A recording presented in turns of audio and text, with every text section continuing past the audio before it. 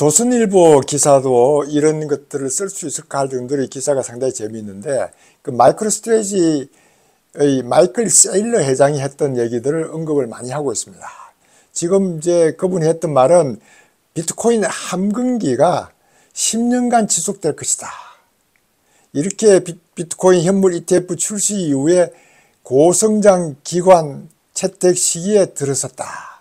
이렇게 ETF 나오고 나서부터는 많은 기관들이 여기에 이제 들어오기 시작하니까 이렇게 10년간 기간의 골드러시가 지속될 것이다. 이러면서 2035년도에 99%가 이제 채굴이 완료되면은 2035년도는 성장 단계에 들어가니까 은행과 기관이 이제 비트코인 거래를 촉진할 것이다. 이렇게 이제 예견을 하고 있는데, 이렇게 비트코인이 인터넷 보안에도 중요한 역할을 하고 미래의 환경 문제도 상당히 큰 도움을 줄 것이다. 이렇게 얘기를 하고 있습니다. 이렇게 우리가 이제 이렇게 마이클 셀러라는 이런 분들의 말을 뭐 신뢰를 하는 것이라기보다는 그동안 19만 3천 BTC를 보유하고 있었습니다. 비트코인이 상당히 쌀 때부터 시작해서 지금까지 오르고 또 올라도 지금도 계속 사모으고 있는 이런 분들, 뭐 6억 달러의 전환사채를 매각해서 이것 수익을 가지고 비트코인을 지금도 사겠다고 얘기하고 있는 사람들이 하는 말을 그래도 신뢰를 할 수 있지 않느냐. 이렇게 마이클 셀러의 그 비트코인 가격이 급등하니까 마이크로스트래지의 그 주식이 하루에 23% 이렇게 증가하고 있는 것 같고, 연초 대비 한 95% 이렇게 증가하고 있는 것들을 보면서, 야, 앞으로는 비트코인과 관련되는 그런 주가가 상당히 변화가 있겠구나. 물론 이제 비트코인이 떨어지니까 또 떨어지고 뭐 이런 것도 있을 수 있지만은, 이렇게 해서 마이클 셀러 쪽은 3일 만에 1조 원을 증가시켰다. 이런 표현을 쓰고 있습니다.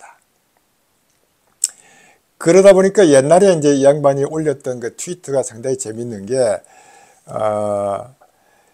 자기가 이 비트코인을 계속 구매하기 위해서는 맥도날드에서 아르바이트를 했으라도 돈을 모아서 비트코인을 구매를 하겠다 해서 맥도날드에서 알바이트 할 때 사진을 올려놨습니다. 그만큼 비트코인은 많이 올라갈 테니까 본인이 가지고 있는 모든 재산을 비트코인에 쏟아붓겠다 하는 이런 포인트를 쓰고 있는 것 같아서, 뭐 참고로 우리도 앞으로 비트코인이 계속 우상향할 것이라고 보면은 10년간 지속된다고 했으니까 파이코인이 나왔을 때도 계속 이런 반가운 소식들이 있는 상태에서 우리가 파이코인이 오픈되고 상장이 되면 좋겠다 하는 생각을 여러분들하고 같이 한번 해봅니다. 뭐 댓글에 어떤 분들이 상당히 이제 상장이 빨리 되지 않는 것에 대해서 급하게 생각하고 있는 것 같고, 또 어떤 분은 지금 이런 때 오픈넷이 제대로 된다면, 오픈넷으로 간다면은 금상첨화다 이런 포인트를 썼길래, 야, 금상첨화가 제가 지금 생각하고 있는 그런 그 이번 영상의 썸네일인데 어떻게 그런 포인트를 썼을까 했던 저 답글을 그렇게 쓴 적도 있습니다. 또 어떤 분은 이렇게 물이 들어올 때 배를 띄워야지 물이 다 빠지고 나면 안 되지 않느냐 뭐 이런 포인트를 쓰기도 하는데, 어쨌든 지금까지의 분위기는 파이코인이 금년 안으로는 오픈넷을 위한 충분한 준비를 할 것이다. 물론 지난번에 얘기했던 그 도리스 인이라는 사람은 파이2데이에 6월 28일에도 오픈넷의 반가운 소식이 나오고 그때는 오픈넷 가는 것을 타겟으로 잡자 하는 이런 얘기도 있지만, 어쨌든 금년 한 해는 참을 수 있을 것 같다 이런 말씀도 한번 드려봅니다. 비트코인이 갑자기 이제 올라가고 등등 하다 보니까 거기에 크립토 공포 지수가 90까지 올라갔다 이런 표현을 썼습니다. 21년도에 이제 2월 달에 가장 공포 지수가 높을 때가 이제 94였는데 지금 90까지 올라갔다. 그럼 공포 탐욕 지수가 뭔지를 우리 파이코인 하는 분들은 직접 관계는 아니더라도 이렇게 암호화폐 생태계에 관심을 가지기 때문에 한번 알아두는 것도 좋겠다 싶어서 설명을 드리면은, 그 공포 지수는 제로일 때가 시장의 극단적 공포, 100일 때가 극단적 낙관, 그 사이에 이제 점수를 주는데 보통 한 50에서 60 가까이 이렇게 갈 때가 많은데 지금 한 90까지 올라갔다. 지금 또 갑자기 또 떨어지니까 많이 좀 떨어져서 10% 20% 떨어져서 뭐 지금 70 정도 이렇게 유지하고 있는지 그 같은데, 여기는 이제 변동성을 한 25% 하고 거래량을 한 25%, SNS 언급하는 것들을 한 15%, 설문조사를 15%, 그렇게 비트코인 시총 비중을 한 10%, 구글 검색량도 여기에 이제 들어가서 한 10%를 잡아서 이걸 통계를 해서 얘기를 하고 있습니다. 그러다 보니까 달러 기준으로 이제 69,000불이 최고였는데, 현재 그 당시에 68,000, 한 500 정도 올라갔을 때가 공포지수가 한 90 가까이 됐다고 하니까, 이게 앞으로 이제 어떻게 이제 변화되는지, 여기에 뭐 우리가 투자하는 사람도 아니니까 직접 관심을 가지고 있지는 않지만은 이런 내용으로 구성된다 하는 것을 참고로 알아두시면 좋겠고, 2021년도 이때는 상당히 그 김치 프리미엄에 대해 상당히 문제가 많았습니다. 이렇게 김치 프리미엄이 많다 보니까 이 외국에 가서 싸게 사와서 여기 와서 판다든가 해서 이제 환차를 노리고 뭐 등등 하는 이런 문제들이 많았었는데, 이때까지 잠잠하다가 최근에 이제 비트코인 가격이 올라가니까 또 김치 프리미엄 얘기가 나오는 것 같아서, 얼마 전에는 김치 프리미엄이 뭐 한 12%, 13% 이렇게 올라가는 것도 저도 확인할 수 있었습니다. 이것이 뭐 제가 나쁘다 좋다 이런 것보다는 김치 프리미엄이 생길 수 있는 그런 조건이 왜 생기는가, 그것도 저도 이제 궁금하고, 국내 최근 뉴스 중에 이제 AI와 CBDC 시대가 도입될 것이다 하는 이런 뉴스가 나왔습니다. 이게 국내 뉴스이기 때문에 여기에는 이제 신뢰를 필요한 개인정보가 필수적이고, 그러다 보니까 주목받는 것이 영지식 증명 기술이다. 영지식 증명하면, 영지식이라는 게 제로 날리지인데, 영어로 하면은 제로 날리지 프루프 하면 이제 그래도 나름대로 지식이 없이도 그 증명할 수 있다 이렇게 보이는데, 우리말로 하면 영지식이라고 해서 포인이 잘 안 되긴 합니다만은, 어쨌든 영지식 증명 기술이 앞으로 발전될 것이다. 필요하다. 이렇게 이제 프라이버시를 강조하는 개인정보가 지켜지면서 정보의 진위 등을 증명하는 기술이다. 상당히 의미 있는 기술이고, 옛날부터 많이 이제 활용을 했으면 하는 그런 기술 중에 하나인데, 우리가 지금 이런 것들이 신뢰가 필요하면서도 프라이버시가 꼭 필요한 그런 도메인에서는 쓸 수 있도록 한다. 이렇게 하니까 제가 여기에 관심을 가졌던 것은, 한국은행에서 이제 CBDC를 개발하고 있는데, 한국은행에서 영지식 증명을 활용을 하려고 하고 있다. 이렇게 있어서 우리도 관심을 가질 만하다 싶어서 여러분들께 자꾸 말씀드립니다. 투명한 블록체인 생태계를 구축하기 위해서는 영지식 증명과 같이 갈 수밖에 없다.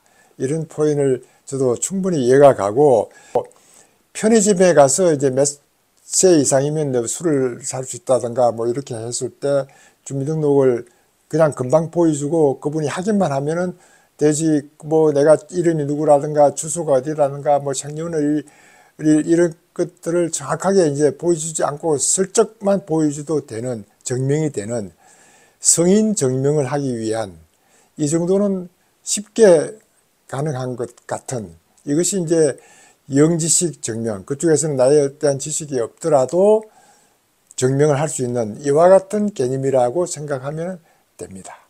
그렇게 해서 이제 우리 영지식에 대한 관심을 가지다 보니까 국내 블록체인 투자사 해시드라고 있는데, 뭐 아시는 분들은 아시겠지만은 해시드에서 해시의 해시드, 이거에 관련된 회사가 영지식 증명을 활용한 이더리움 레이어 2 블록체인 개발사에 그 투자를 했다. 이 카이코랩스라는 곳인데 여기에 이제 투자를 했다 하는 것들만 봐도 앞으로 한국은행이 CBDC를 발행하면은 영지식 증명을 쓴다고 그러고 있고, 여기에 영지식 그 관련되는 이더리움 레이어 2 블록체인 개발사가 의미가 있을 것 같으니까 뭐 카이코랩스에 투자를 했다 이런 얘기도 나오고 있어서 참고로 말씀드립니다. 제가 이제 그 우리나라 비트코인 현물 ETF를 언제 승인할 것인지에 대해서 상당히 관심을 가지고 있는데, 실제 금광 원장이 인터뷰를 했던 내용들이 올라와 있어서 저도 관심을 가져봤습니다.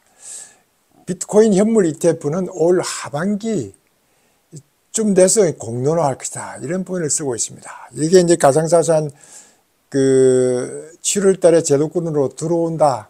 가상자산 보호법이 이제 7월 달부터 이루어지니까 그때부터 보호법이 이제 들어오고 나면은 그렇게 해서 결국 가상자산의 가격 조작이라든가 뭐 빼돌리기라든가 해킹 등이 제도적으로 막을 장치가 마련되고 나서 분위기를 보고 그게 제대로 이제 작동이 되는지를 확인하고 나서 적극적으로 이제 비트코인 현물 ETF도 할 것이냐를 결정하겠다. 그러면서 본인은 적극적인 입장의 사람 중 하나다. 이렇게 언급을 했습니다.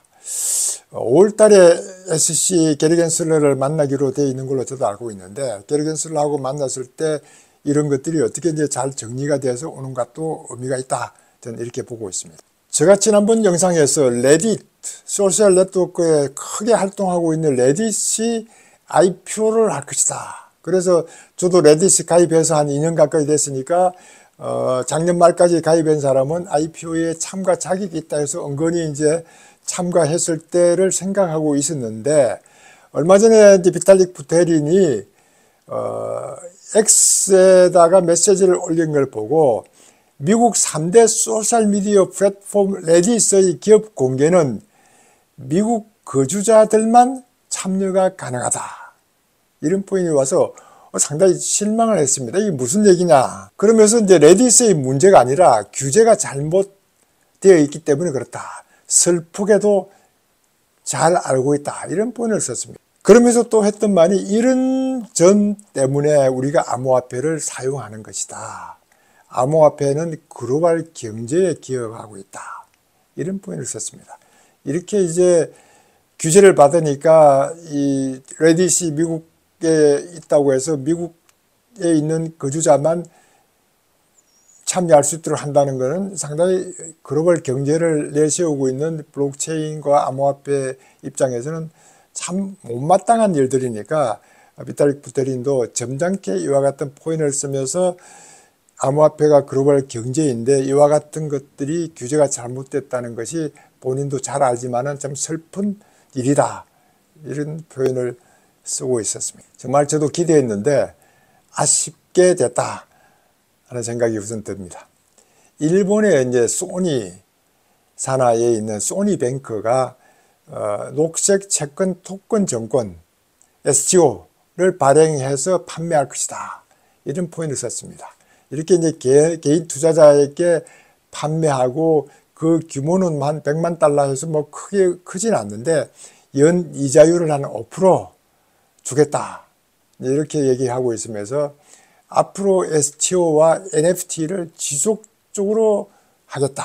이런 포인트를 썼던 것들을 보면은 이렇게 하나의 그룹에서도 지속적으로 STO를 개발하고 NFT도 하겠다고 하는 일본을 보면서 아직은 우리나라에는 이런 규제가 불확실하니까 STO를 하겠다는 얘기는 나왔지만은 구체적으로 진행되어 가고 있는 것이 아직도 눈에 잡히지 않아서 좀 답답하다.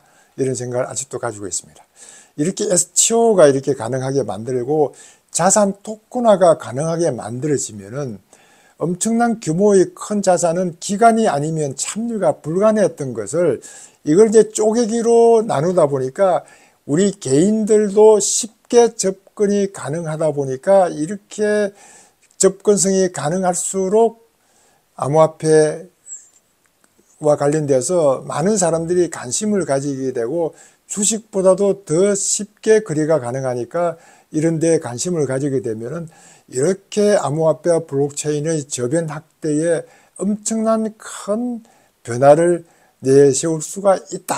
저는 이것 때문에 STO라든가 NFT라든가 이렇게 금융이 우리에게 바로 다가올 수 있도록 하면 좋겠다 하는 이런 말씀을 항상 드리고, 이런 것들이 좀 더 활성화될 때 우리 파이코인이 오픈되고 상장이 돼서 같이 나갈 수만 있다면 파이코인은 정말 날아갈 수 있는 그런 코인이구나 하면서 오늘도 즐거운 마음으로 여러분들에게 파이코인 소식을 전하게 돼서 기쁜 마음입니다. 여러분들 시청해 주셔서 감사합니다. 여러분들 감사합니다.